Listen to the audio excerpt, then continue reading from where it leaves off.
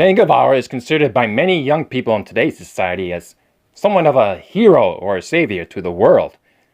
Ernesto Guevara, as we all know him as Che Guevara, was born on June 14, 1928, as his birth certificate states.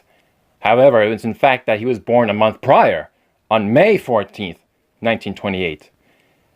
Che's parents had his certificate date changed as they weren't married when they first conceived Ernesto, so they hid this fact in order to protect themselves from any harsh criticism. In 1948, Che entered the University of Buenos Aires in Argentina to study medicine. In 1950, Che decided to substitute his college pursuits with several trips throughout rural areas of northern Argentina and most parts of South America. These trips ended up vastly changing his views of politics, himself, and the world around him. After he returned to Argentina, he completed the rest of his college degree and received his medical degree in June of 1953. After graduation, Che then set out from Argentina again, which began his new stage in life as a fighter and a leader in the Cuban Revolution.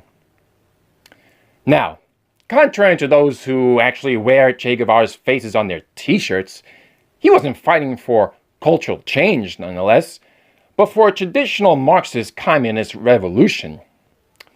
Che Guevara didn't care about personal freedoms and personal rights. In fact, Che went as far as to say that, quote, individualism is to disappear from the nation, and that is in fact a criminal act to think of individuals. Yes, it is true. The government that Che helped to overthrow was indeed very bad. But he only replaced it with another form of government that would regulate its people and withhold their rights as well. Fidel Castro put Che Guevara in charge of La Cabana, which is a prison supervising executions. Che Guevara executed as many as 2,000 people while in command, and was even given the nickname La Butcher of La Cabana. Not only low-ranking enemy members, but also people who he suspected as spies, personal enemies, and deserters were all given swift trials and then executed, many by Che Guevara himself. Many young people today sport Che's image on their t-shirts and memorabilia, what have you, as a sign of rebellion or freedom or revolution against the system. What they don't understand is that the very ideas that they uphold are part of the very same system that Che wanted to actually abolish. By the mid-1960s, the crime of listening to rock music or any other effeminate behavior got thousands of young people yanked off the streets of Cuba by secret police and were even dumped in prison camps with the words, "Work will make men out of you," in big bold letters above that gate. Youth, quote Che Guevara, must refrain from ungrateful questioning of governmental mandates and instead must dedicate themselves to study, hard work, and military service.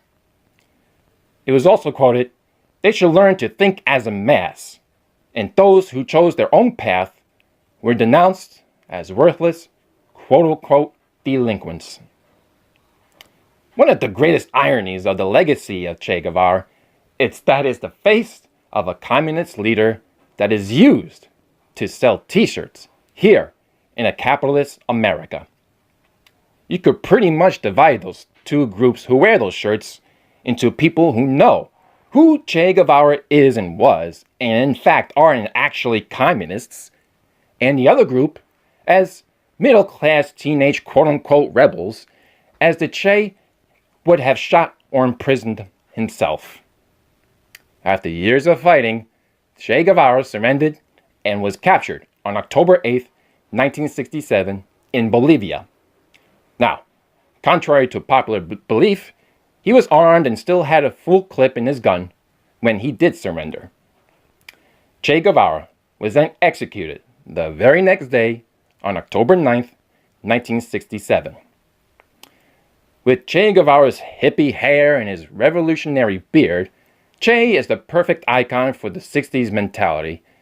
If only those who glorify him today would see through the fog and realize what a monster Che Guevara actually was.